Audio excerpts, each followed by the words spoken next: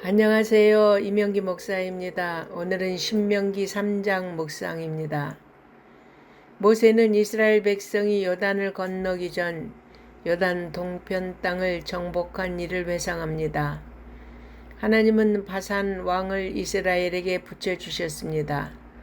이스라엘은 이미 시온 왕국을 정복한 바 있습니다.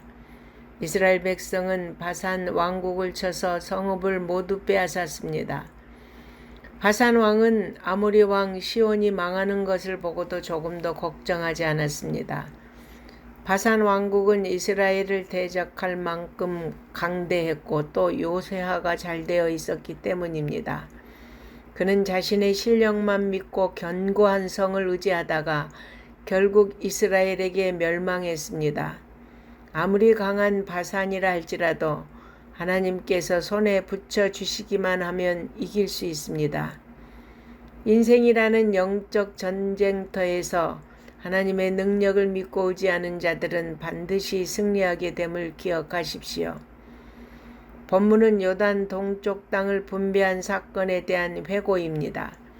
이스라엘 백성은 하나님이 붙여주신 헤스본 왕 시온의 땅과 바산 왕 옥의 땅을 취해 가나안 땅에 들어갈 때까지 머물렀습니다. 하나님께서는 그 땅을 루벤과 갓과 므낫세 반지파에게 주셨습니다. 요단 동쪽은 하나님께서 이스라엘 백성에게 애초에 약속하신 땅은 아니었습니다. 그곳은 하나님의 공의의 실현으로 얻어진 땅이었습니다. 하나님께서는 그곳을 이스라엘이 가나안에 들어가기 전에 미리 주셨습니다.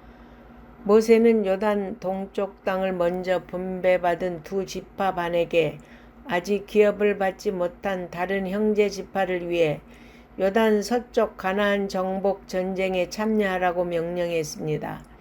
모든 지파가 땅을 얻은 후 분배받은 그들의 땅으로 돌아갈 것을 명했습니다.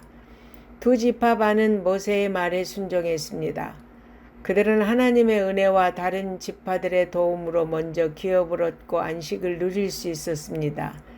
이제 그들은 다른 지파들이 기업을 얻고 안식을 누릴 수 있도록 도와주어야 합니다. 마찬가지로 복음의 소식을 먼저 들은 성도들은 아직 구원받지 못한 형제와 이웃을 위해 노력해야 합니다. 하나님의 은혜로 경제적 풍요를 누리는 자들도 가난한 자들을 도와야 합니다.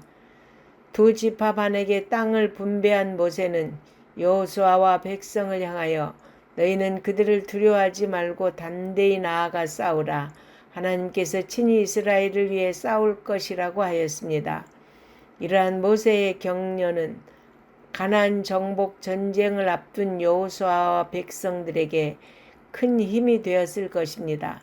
왜냐하면 하나님을 대적할 자는 아무도 없기 때문입니다.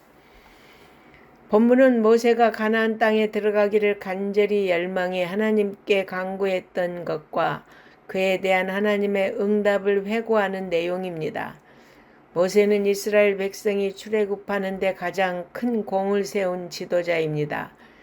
그는 불평불만하는 백성을 이끌고 가나안으로 향하기 위해 광야를 지났습니다. 그의 소원은 단 하나 가나안 땅에 입성하는 것이었습니다.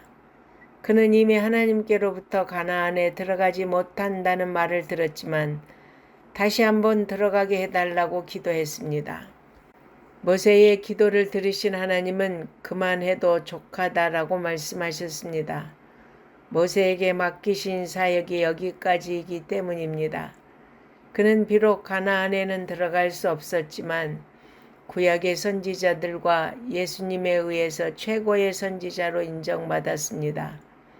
우리는 모세의 모습을 통해 하나님 나라에 들어가는 것이 인간의 공로나 의지에 의한 것이 아니라 오로지 하나님의 은혜로 말미암는 것임을 깨닫게 됩니다. 하나님은 모세에게 여호수아를 담대하고 강한 지도자가 되도록 준비시키게 하셨습니다. 모세는 기도의 사람입니다. 그러나 그의 모든 기도가 응답된 것은 아닙니다. 모세는 응답되지 않는 기도에 대해서 어떤 불평이나 원망도 없었습니다. 왜냐하면 하나님이 가장 좋은 방법으로 응답하실 것이라 믿었기 때문입니다.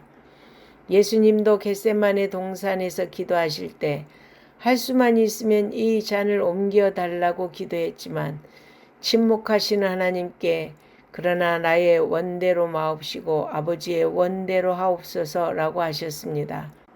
그러므로 우리도 기도할 때 겸손하게 하나님의 뜻을 의지해야 합니다. 아멘.